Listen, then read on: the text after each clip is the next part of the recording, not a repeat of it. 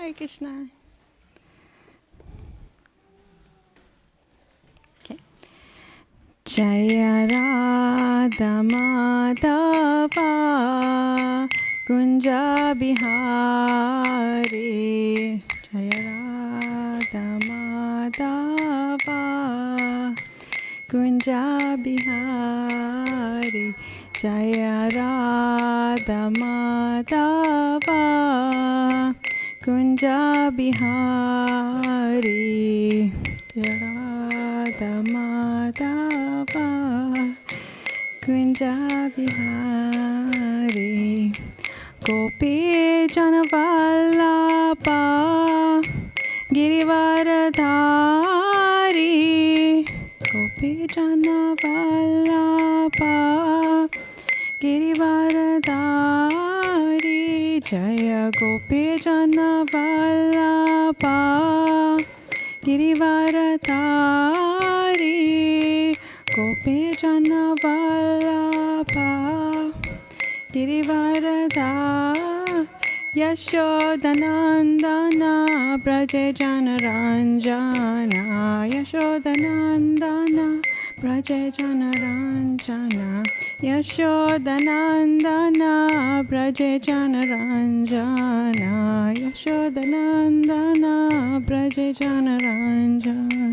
Yamuna Tira Vanachari. Vanachari. Yamuna Tira Vanachari. Tira Vanachari. Jaya Radha Madhava Kunja Bihari. Jaya Radha Madhava Kunja Bihari.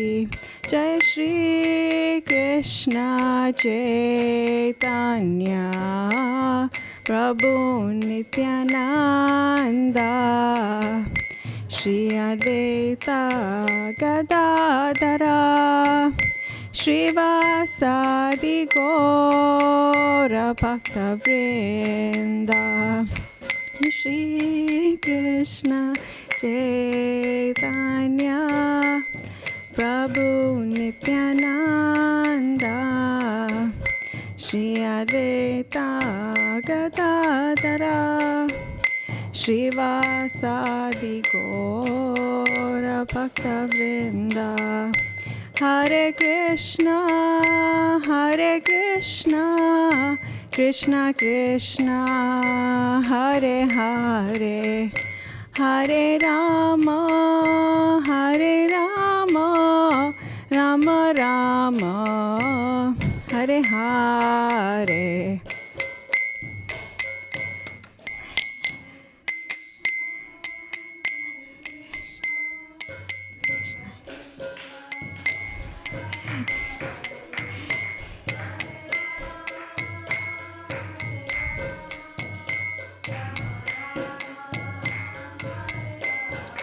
Hare Krishna Krishna Krishna Hare Hare Hare Rama Rama Rama Hare Hare.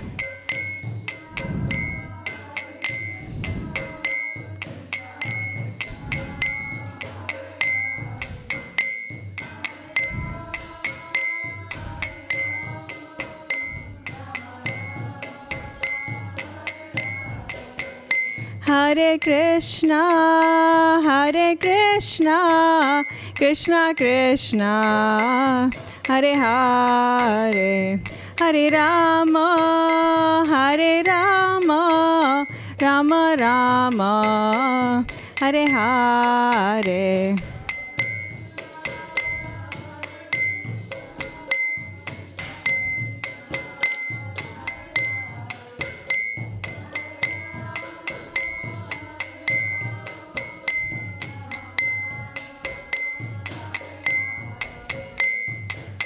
Hare Krishna Krishna Krishna Hare Hare Hare Rama, Rama Rama, Hare Hare.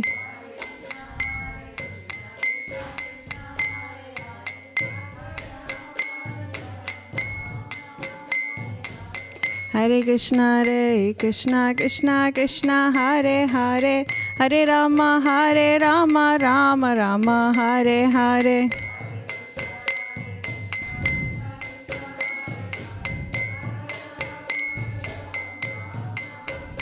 Hare Krishna, Krishna Krishna, Hare Hare. Hare Rama, Rama Rama, Hare Hare.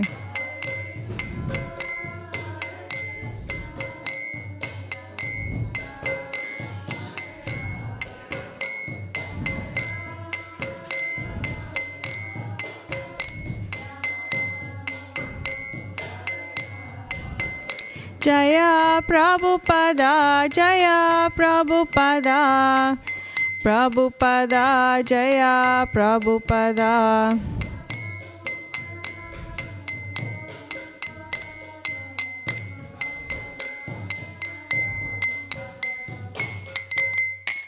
Srila Prabhupada ki jai, Harinam Sankirtan Yagya ki jai, Nitai Gaura Premanande, Hari Bol. So thank you everyone for joining the class on Bhagavad Gita. Who here has had some familiarity with Bhagavad Gita? Raise your hand. Okay. Who's read the whole book? No. Okay. So it'll be exciting. We'll go through it. I'm sure a lot of you know the story more than me.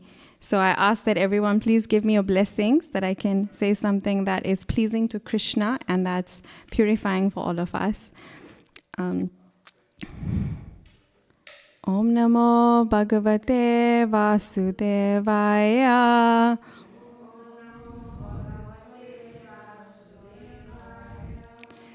Om Namo Bhagavate Vasudevaya.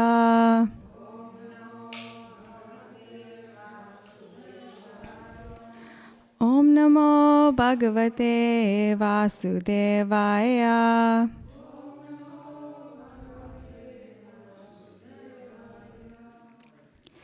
So we're reading chapter 1 of Bhagavad Gita, entitled Observing the Armies on the Battlefield of Kurukshetra, text number 31. So it's on the board there. So I will recite and we can all, you can recite after me and we go line by line. Nacha Shreya Nupashyami Hatvasva Janam Avahe Nakangshe Vijayam Krishna Nacha Rajam Sukhani Cha Nacha Shreyo Nupasyami Hatvasva Janam Avahe Nakangshe Vijayam Krishna Nacha Rajyam Sukhani Cha Nacha Shreyo Nupashyami Hatvasva Janam Avahe Nakangshe Vijayam Krishna Nacha Rajyam Sukhani Cha. Does anyone want to recite the verse? Nacha Shreyo Nupasyami Hatvasva Janam Avahe Nakangshe Vijayam Krishna Nakangshe Rajam Sukhani Cha. Anyone else? Okay. So we will start. We will go word for word. Na, no. Cha, also. Shreya, good. Anupashyami, do I foresee. Hatva, by killing. Svajanam, own kinsman. Ahave, in the fight. Na, no. Kangshe, do I desire. Vijayam, victory. Krishna, O Krishna. Na, nor. Cha, also. Rajyam, kingdom. Sukhani, happiness thereof. Cha, also. Translation and purport by His Divine Grace A.C. Bhaktivedanta Swami. Srila Prabhupada ki jai. I do not see how any good can come from killing my own kinsman in this battle. Nor can I, my dear Krishna, desire any subsequent victory, kingdom, or happiness. Purport. Without knowing that one's self-interest is in Vishnu or Krishna, conditioned souls are attracted by bodily relationships, hoping to be happy in such situations. In such a blind conception of life, they forget even the causes of material happiness. Arjuna appears to have even forgotten the moral codes for a Kshatriya. It is said that two kinds of men, namely the Kshatriya who dies directly in front of the battlefield under Krishna's personal orders, and the person in the renounced order of life who is absolutely devoted to spiritual culture, are eligible to enter into the sun globe, which is so powerful and dazzling. Arjuna is reluctant even to kill his enemies, let alone his relatives.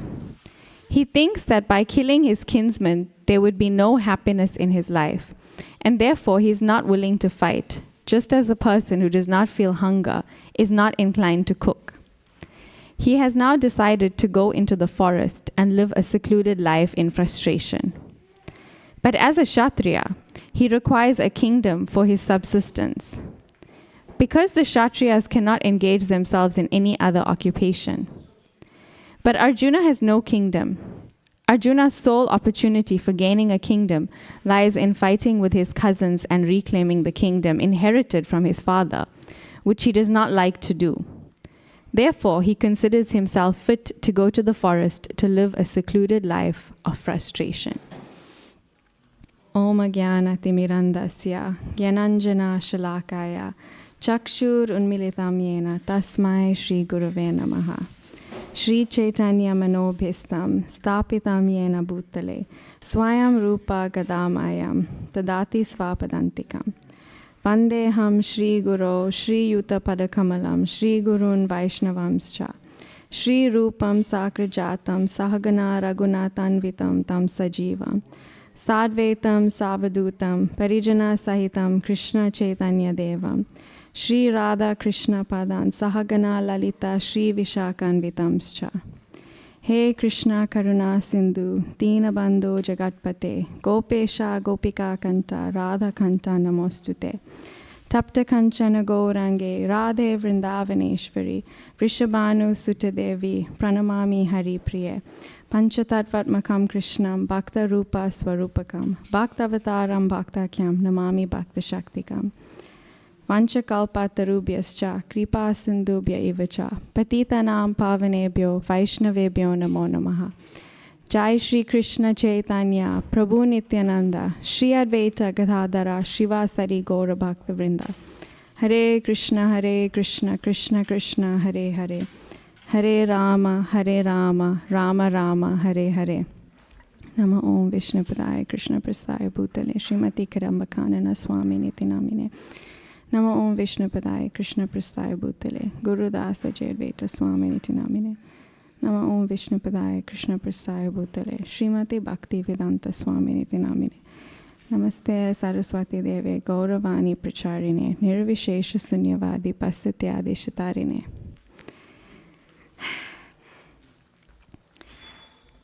So welcome once again to the Bhagavad Gita class that we have every day here.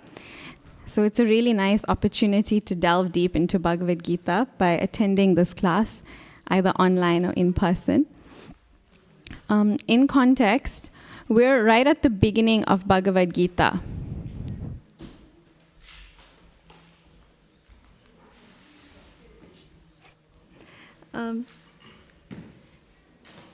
So we're at the... Or maybe. So we're at the beginning of Bhagavad Gita, and this is right before the battle of Kurukshetra is about to start. So Arjuna has just seen the different people on the battlefield getting ready to fight. He's seeing his team, and he's also seeing his opponents, the Kauravas. And because the Kauravas are his relatives, his cousins, his teachers, his uncles, his grandfather, he's feeling very reluctant. So now, right before this, he's...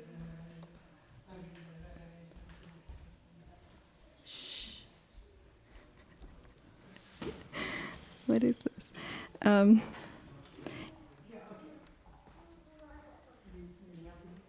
This is very distracting, I have to be honest.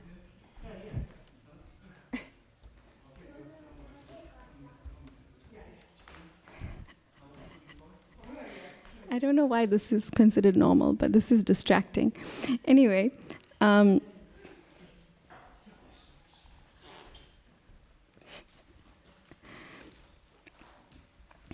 so Arjuna is getting really overwhelmed by the fact that he is in battle with his family members and teachers. And his body is now showing the physical symptoms of distress and anxiety. His mouth is drying up, his body is shaking, his hair is standing on ends, his skin is burning because of the burning sensation in his heart, and his bow is slipping from his hand. So in the previous verse before this one, it is said that Arjuna actually cannot see things clearly. He is overcome by what Srila Prabhupada said, the weakness of the heart and weakness of mind. And he is overcome by material attachment. And that's why he's not able to see things as they are. He's only seeing this battle as a cause of misfortune for everyone. He doesn't see anything good coming from it. And therefore, he's overcome by fear and bewilderment. In this verse, he's elaborating on his feelings and saying that he doesn't even desire the kingdom or victory, because if it's going to cause suffering to his family members, he's not willing to do that. He says, how can I enjoy the kingdom if my family is dead? And we can relate to this in some way, because generally when we want to be happy, we think about who we're going to be happy with. It's our family, it's our friends, it's our relatives. We don't think of being happy alone. So Arjuna's calamity here is that he's thinking the way we would think, maybe in a conditioned way. And so in the Bhagavad Gita, in the summaries, it said that there's several reasons Arjuna gave as to why he doesn't want to fight. The first one is compassion, that he's a really soft-hearted devotee, and therefore he doesn't want to kill his family and his teachers. The second reason is that he's thinking of his enjoyment. He cannot actually enjoy the kingdom if he's killing his family. He feels like he won't be able to live with himself. The third reason is that he's fearing sinful reactions. And he said that to kill my family and to kill my teachers is actually going to send me to hell, because I will incur so much sin from this activity. And then the fourth reason is the destruction of the family traditions. He said that when the family is destroyed, then the family traditions, the rituals of spirituality that they do in the family are lost. And therefore, they're not carried down to the next generation. And that's how you get unchaste women or families breaking up. And then when families break up, they say that there's unwanted progeny comes. That means children who are born not in the right way. They're born out of lust and not out of dharma, to carry forth the tradition of the family. And when that happens, then everything is lost. So he gave some very good reasons. And in the purports, Srila Prabhupada often speaks of Arjuna as being materially conditioned or having material motivation or basically just being materially attached. But it's important for us to understand that Arjuna's position is not one of a conditioned soul like us. He's a pure devotee. He's a surrendered soul to Krishna. But he's taking the role of this materially conditioned person to give us an example.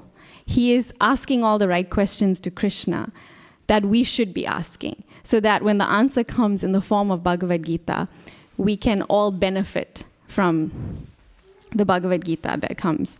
So he's not actually bewildered by material consciousness. He's an extremely exalted devotee. So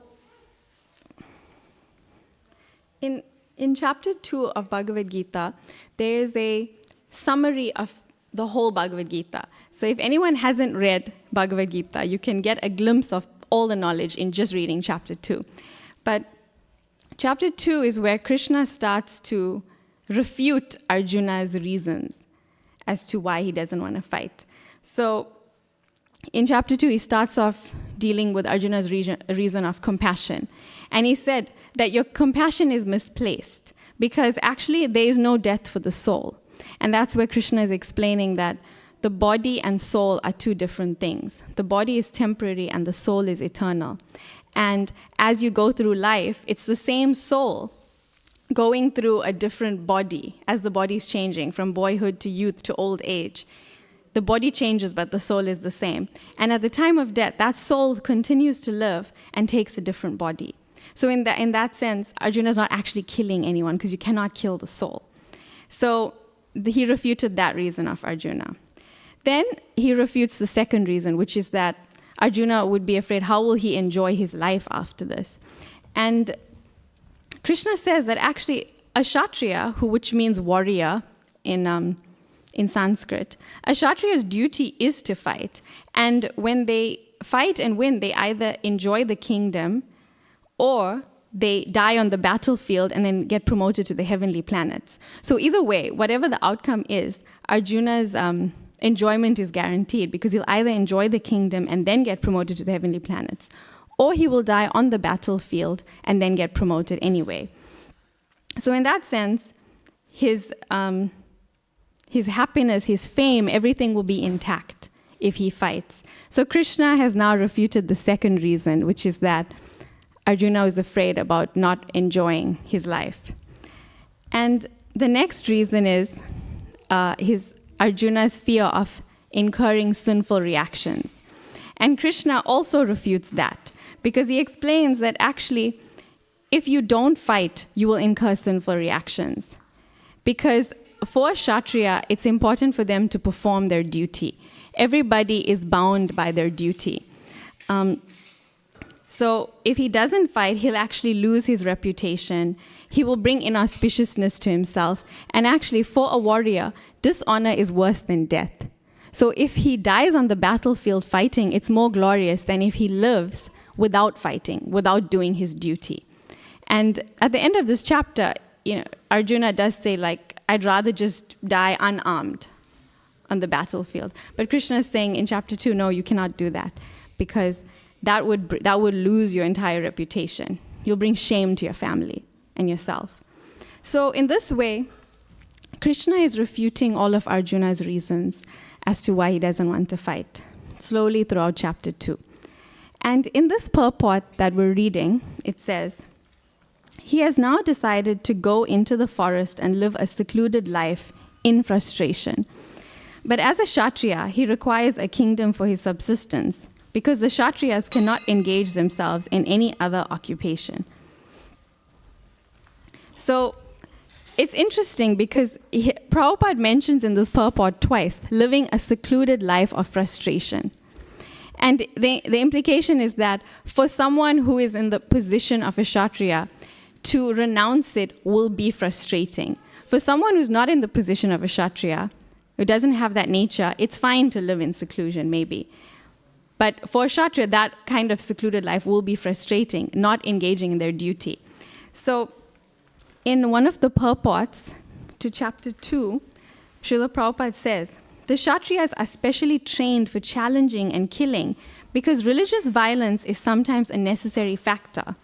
Therefore, Kshatriyas are never meant for accepting directly the order of sannyas or renunciation, which is basically what Arjuna is trying to do. He's trying to renounce life, renounce the world. And in another purport, in chapter 2, Srila Prabhupada says, for a Kshatriya to be on the battlefield and to be non-violent is the philosophy of fools. In the Parasara Smriti, or religious codes made by Parasara, the great sage and father of Vyasadeva, it is stated, Kshatriyo hi praja rakshan, shastra pani pradanyadayan, nirjitya parasen yadi, kshitim dharmena palayat. The Kshatriya's duty is to protect the citizens from all kinds of difficulties. And for that reason, he has to apply violence in suitable cases for law and order. Therefore, he has to conquer the soldiers of inimical kings, and thus, with religious principles, he should rule over the world. So, from reading this, I took away two important points. One is, there's so much mention of violence here.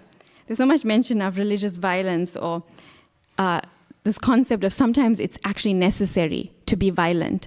And that may be bewildering for us in this world, to think, now scriptures and Srila Prabhupada is saying that sometimes it's necessary to be violent, but the idea is that it's necessary to be violent to protect others if it is your duty.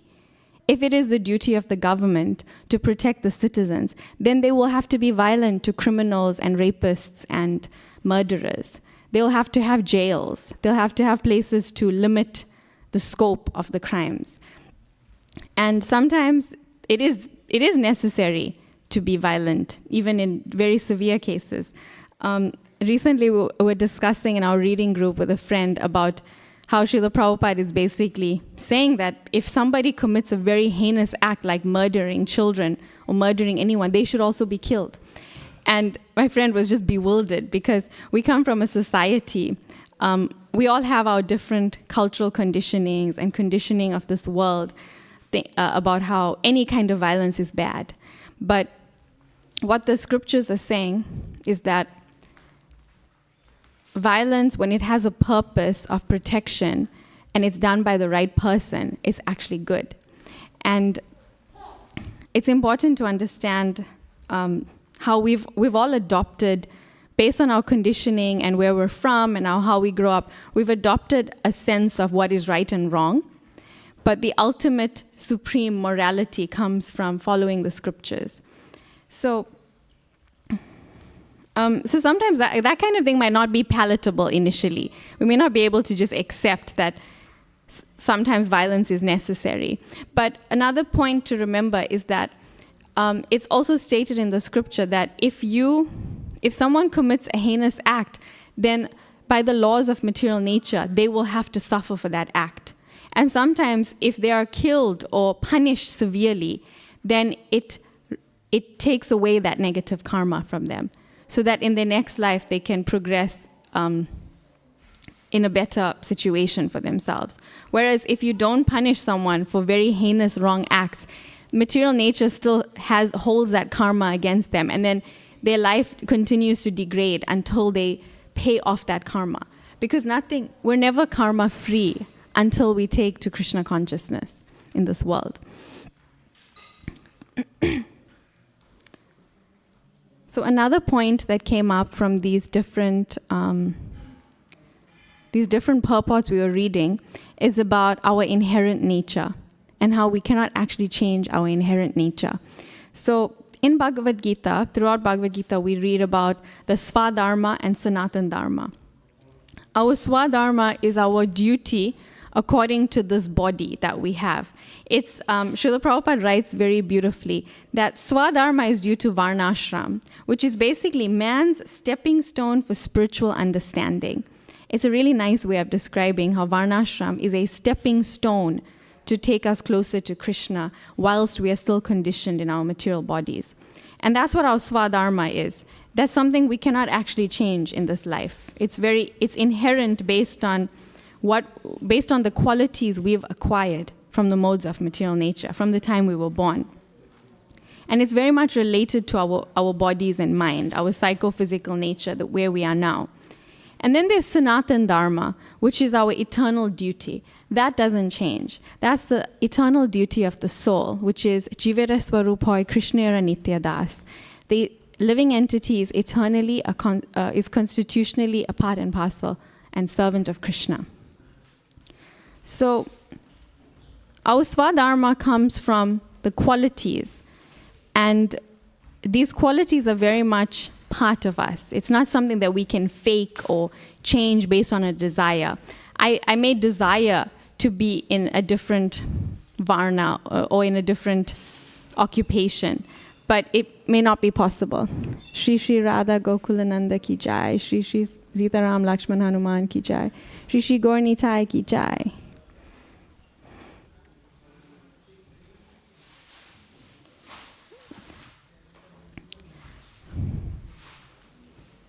So in Bhagavad Gita, chapter 18, we have descriptions of the qualities of the different varnas, the Brahmanas, Kshatriyas, Vaishyas, and Sudras. So in English terms, the Brahmanas are generally the teachers of society. The Kshatriyas are the warriors. The Vaishyas are the businessmen or people in charge of agriculture. And the Sudras are the servants of all the other orders. They're more like menial workers in some cases. So in Bhagavad Gita chapter 18, it is described, the qualities of each of these is described. And it says, Samo damastapa socham shantir arjavam evacha jnanam vijnanam ashtikyam brahma karma svabhavajam. Peacefulness, self-control, austerity, purity, tolerance, honesty, knowledge, wisdom, and religiousness. These are the natural qualities by which the Brahmanas work. So people who have these qualities by nature, they cannot fake it. They are naturally Brahmanical.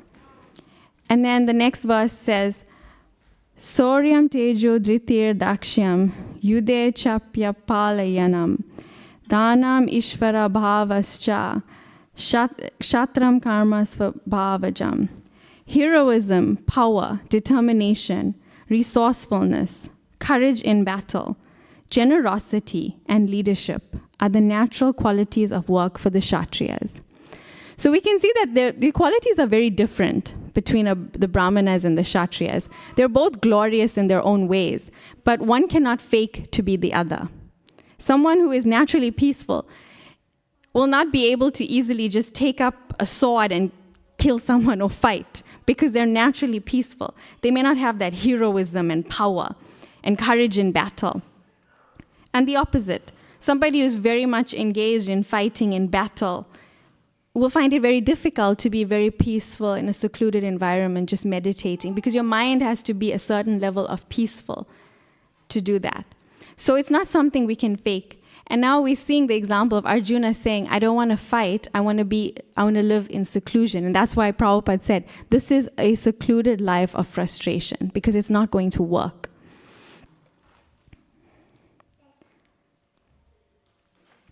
So in a lecture, well, before I get there, let's say that, I just want to say one more thing. Generally, we see that Brahmanas are primarily in the mode of goodness. And Kshatriyas have to utilize the mode of passion in order to fight. So already they're also governed by different modes. And in a lecture by Srila Prabhupada, which actually took place in London in 1973, where Srila Prabhupada spoke on this very verse, he said that his first thing that he said when he started was that Arjuna, there's two things, there's Shreya and Preya. And Arjuna seems to only be interested right now in Preya. Shreya means what is the ultimate good for long term. And Preya is just what feels good right now, immediate pleasure. So you can compare it to, and Srila Prabhupada did compare it to, like a child going to school would be Shreya, because it's going to further his education. It's a long-term goal, which a child may not want to do. But the child wants to sit and play at home. And that's Preya, because this child just wants immediate happiness and pleasure. But that's not going to help him in his long-term life. So Srila Prabhupada is saying that this is how we are actually. We're looking for immediate pleasure over long-term commitment, long-term goals, long-term vision. Something that feels nice now may not be the best for the long term. And something that's for the best long term may not feel nice now. So Arjuna is thinking, so Prabhupada said that Arjuna was thinking this way, that I want to enjoy with my family. I want to have friendship. I want to have love and the society friendship and love feeling. And he's not thinking about his future, that the right thing to do would be to fight and win the battle. But he's thinking of right now, like, I don't want to kill my family. I want to be with them. But the ultimate good would be to actually kill them and rid the world of the burden that they're causing. Because sinful kings exploit and ruin the whole society, not just their own lives. We see it very often in government. I'm from South Africa, so I know all about bad government. But and in many countries, we have bad government. It's very rare to actually have good, pious government. But we can see the effect of bad government. The citizens are never protected. They are always in anxiety. They're always in fear of bad things happening. Crime, rape, car hijackings, murders. All of this is commonplace in South Africa and in many other parts of this world when there's no strong government.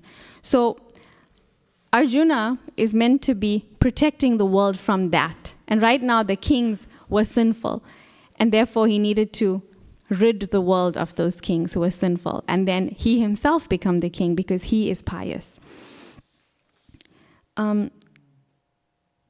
So we can also think of this in terms of the mode of goodness and the mode of passion. Because Preya, what feels nice now, is very much in the mode of passion. I want to enjoy right now. And Shreya is in the mode of goodness, thinking of the long term. And in Bhagavad Gita, we also have those verses that explain what the mode of passion is characterized by and what the mode of goodness is characterized by. It says that the mode of passion feels like nectar at the beginning, but poison at the end. And the mode of goodness feels like poison at the beginning, but is nectar at the end. And we can bring it back to the situation where killing his family would feel like poison right now, but it's for the benefit of everyone in the long term. So that would be the nectar at the end. Whereas not killing the family would feel like nectar right now, like you can be happy right now, but the long-term vision of the world is that everything will be destroyed and crumble, and everyone will be unhappy. So that will be the poison at the end. So the idea is that above these two modes of the mode of passion and the mode of goodness, we need to get to the mode of pure goodness, which is to do what Krishna wants, more than doing what's right out of duty. Like first there's right, what you want to do based on your desire, how you can enjoy. Above that is what you want to do out of duty, which is in the mode of goodness. But the highest is to do something in the mode of pure goodness, Shuddha Sattva, which is to do what Krishna wants, just for the pleasure of Krishna. So that's where we're trying to get to. We need to do the ultimate good. And Arjuna also comes to the realization by the end of Bhagavad Gita to do the ultimate good, which is to follow what Krishna wants him to do. And what does that mean? It means following the will of Krishna. And yesterday we had a really enlivening class by Gauranga Prabhu. If you didn't listen to it, please check online. I cannot say what he said because he says it perfectly, eloquently. But one of the points he made was the reason the gopis are at the highest level of devotion to Krishna is because they can simply dance to his tune. They can just follow exactly what Krishna wants. They can adjust perfectly to whatever Krishna wants immediately. And so he said to be on that level means to just adjust our life according to Krishna's plan very happily and easily without a fight, which is something I know I definitely struggle to do. If you learn how to do it, let me know. And another point Gauranga Prabhu mentioned yesterday is that it's not actually possible to understand the plan of Krishna. Sometimes we really just want to understand, like, what does Krishna want? What should we do? But one of the things he said is that it's not about understanding, doing the mental adjustment. It's just about adjusting. It's just about going with the flow of what Krishna wants for us. So, and it's called dancing to his tune. And so the whole Bhagavad Gita is just about getting Arjuna to that point of dancing to Krishna's tune, which in his case means to fight. For us, it may mean different things. Everyone here is in a different phase of life, in a different varna, different ashram. One may be a Kshatriya, one may be a Brahmana, one may be a Sudra. Whatever the case is, there is something that Krishna wants all of us to do. And the easiest thing and happiest thing for us to do would be to just adjust to the plan of Krishna. I saw this really nice quote on the School of Bhakti social media, so shout out to them, check them out, follow along, it's very inspiring. But I don't know who said it, but it said, this quote is that, burnout begins where service ends. When our work is no longer offered in love, it drains us instead of filling us. And I really resonated with that because it was all about understanding the purpose, why you're doing something. The question is not about what you're doing or how you're doing it or how long you've been doing something. The question is about why you're doing it. Sometimes we think that, oh, I've been doing this for so long, I'm just burnt out. I've been doing it for too long. But it's not about the length. It's about losing connection with the purpose or the focus of why we're doing it. And when we're not strongly connected to why we're doing it, then we end up in burnout. And the real purpose that lasts is when it's service to Krishna. That's the best purpose we can have for anything we do. And we can see that with Arjuna. He didn't want to fight because he was disconnected from that purpose of this is how I serve Krishna. He was just thinking, what would he want to do? What seems right morally? What would be comfortable for him? And that's why he was disconnected from it, because he's disconnected with the fact that this is Krishna's desire. And then throughout the Bhagavad Gita, when it comes up and he finally regains that clarity that, oh, this is Krishna's desire, so I'll do it, then he does it with all vigor and all happiness. It's the same activity that he didn't want to do. But the reason he's got renewed strength and enthusiasm is because he sees that the purpose, that there's a strong purpose behind it. It's to serve Krishna. And then he saw that it was selfless service, so it became meaningful.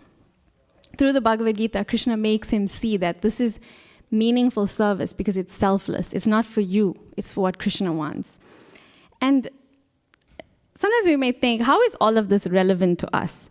Like, we're reading the Bhagavad Gita, probably we won't have such a situation in our life where we have to kill our family members or we have such a horrible war with our family. Like, why do we talk about this every day, all year round? Why do we have so many celebrations? But we have our daily duties to perform. Like for Arjuna, being a warrior is his daily job, basically. We can see it as his job. And everybody has some duty to perform, some job that they're doing in life. And therefore, we can apply this thinking to our jobs. When we've been doing a job for too long and we're just burnt out because we don't know why we're doing it, and when we don't like our boss, it's draining, long hours, it's miserable, everyone at work treats us badly, we may think, why am I still doing it? Sometimes we will end up having the same conversation with Krishna, like, why am I still at this job? I want to quit. I don't want to do my job. And that's typically what Arjuna actually said, this is my job. I don't want to do it. But when we can connect even our work to Krishna in some way, if we can see how the work is benefiting our spiritual life, or if we can actually see our work as worship, then then we're like Arjuna at the end of Bhagavad Gita, where he can continue fighting with enthusiasm, and then we can continue working or doing our duties, whatever the duty is, whether it's being parents, whether it's running a school, whether it's running a business, whether it's working under a really difficult boss. We can do all these different things that are very difficult if we have some purpose connected, but the purpose has to be eternal. It has to be spiritual. Otherwise, it's not going to... If the purpose is just making money, that's going to expire very quickly, because very quickly we'll realize that money is temporary and it's not actually able to give us the happiness that we want from it. We think money will give us something, but it isn't. So that will expire quickly. If we're doing a job for fame or to puff up our egos because we want to be at the highest level in the company, that's temporary. It's a temporary feeling, because when you go up, you just realize there's just more burden and misery to take care of. It's easier sometimes being a low-level employee at a company than having very high responsibility. Your work hours go from 9 to 5 to 24 hours a day because people are reporting to you and they have to constantly communicate with you, and you have very high responsibility. So when we do these things just for money, for fame, for prestige, for honor, it's a temporary result that we gain. But when we do something that's connected to Krishna, then he gives us the intelligence, he gives us the enthusiasm, and he gives us that stamina to keep going with whatever this is. So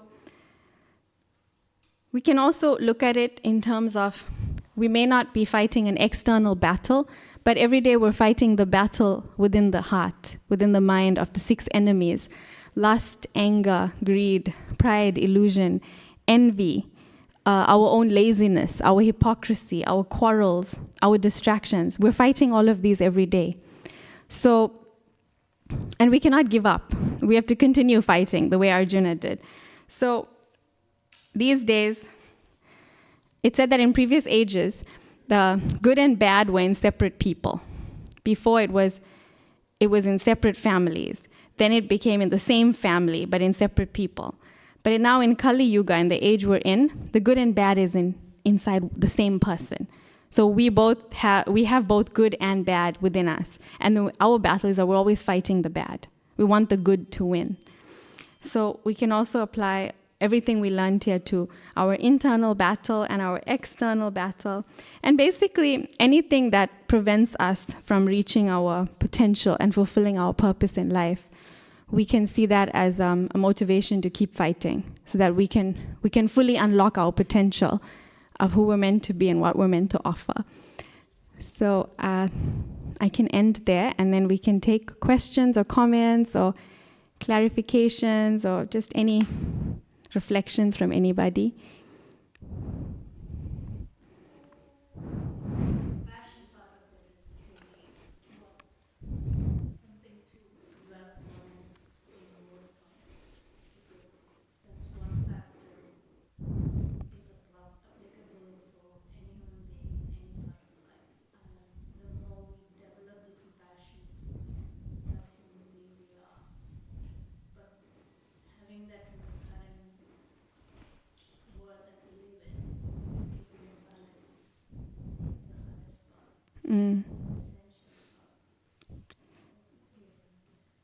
Do you mean that, I'm just trying to understand what you said about the compassion, that you need to balance it, because in the current age, if you have like only compassion, you'll get exploited and taken advantage of?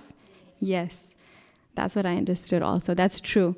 It's essential to be compassionate, but sometimes when we over-endeavor, then we could get very, very badly taken advantage of. And that's why we learn from the scriptures of what true compassion means. Sometimes we think compassion means that if I see a child who's lost his parents in some way, then my duty is to take care of the child, pick him up, take care of him, take him to my home, feed him, put him through schooling, provide all necessities to him. And in that way, I'm compassionate. But actually, more compassionate would be if I took the child and connected the child back to their own parents. Because their own parents know how to take care of them. They know everything the child wants. They know about the allergies. They know all all the dynamics of the child. So in the same way, the highest compassion we can do is to connect all living entities back to their Supreme Father, that's Krishna. We may think compassion means to do good and be good and to make some material arrangement for people, like, I don't know, some donating money and just kind of trying to help the material circumstances of another person in different ways. And while that is helpful, it's not ultimately eternally beneficial to them, because we're only helping the temporary body get some comfort. But our main business is to uplift the soul, to connect the soul back to Krishna, because that's an eternal connection. To get the soul out of the cycle of birth and death. If I build a house for someone, they're still gonna, when they die, they're still gonna come back to the material world. But if I connect them to Krishna, then when they leave their body, they'll go back to Krishna. So that's the best thing. And with Krishna, they have everything. If they come back here, they'll have to suffer here again. And go through all kinds of miseries, as we all go through in the material world, because that's the qualification of being in the material world. We go through miseries. That's like the description of the material world. Dukkhaliyam asasvatam. Place of misery at every step. So that's why we're here, trying to share the Bhagavad Gita and Srimad Bhagavatam. So if anybody is eager, please distribute the Bhagavad Gita. Take it, read it, share it, give it as gifts to your family and friends. In any way, whatever way you feel like, please get the message of the Bhagavad Gita out. Post about Bhagavad Gita on social media. Write songs about Bhagavad Gita, write poems, make plays about Bhagavad Gita, make videos about Bhagavad Gita, whatever way you can. Get this eternal message of Krishna's dialogue with Arjuna all over the world, because that's the ultimate benefit that can bring strength to everybody. Can I just share something? Yes. I'm really struggling with this right now. When you talked about Arjuna, after having spoken to Krishna, having the vigor to complete his task. In a literal mind, what we're saying, and it's mirrored in the present world that we're living in, is that he's got the vigor and the joy to go and create a massacre of people and a lot of bloodshed. And that has a very emotive parallel with 15,000 children being killed. Yeah. A world war going on at the moment, which is a massacre of people. Yeah. And yet, it's a difficult world to live in as it is, but when we're holding up an example of somebody being given the boost to go and slaughter people, and a soldier is a soldier, Kshatriya is a Kshatriya, the modern day equivalent is a soldier that follows orders, regardless of what they think, they have to follow the order of a violent act. So I would too. No, I understand your question, because I would too. Technically, in the modern context, the soldiers we have today are not actual Kshatriyas. Because Kshatriyas, one of the qualifications of the Kshatriya from the scripture is that they always follow scriptural injunctions. They're not following a dictator or a leader who's selfish and wants power for themselves and just wants to destroy the world, and therefore that is not Kshatriya. What we see with the soldiers is not Kshatriya. That is lower than Sudra, because they're causing distress, they're causing harm, destruction to the world. But Arjuna is a Kshatriya in that he follows moral codes. If we read the Mahabharata and other scriptures, Arjuna is from a very exalted family of devotees to Krishna, devotion, and they follow strict moral codes. And that's why he was struggling with this, actually. And it was just the fact that Krishna, who is God and who showed him his universal form, like proving to him, I'm God, you can listen to me, in one sense. Only when he knew that this is religiously the right thing to do, then he could do it. It's not that this is now a license to have war.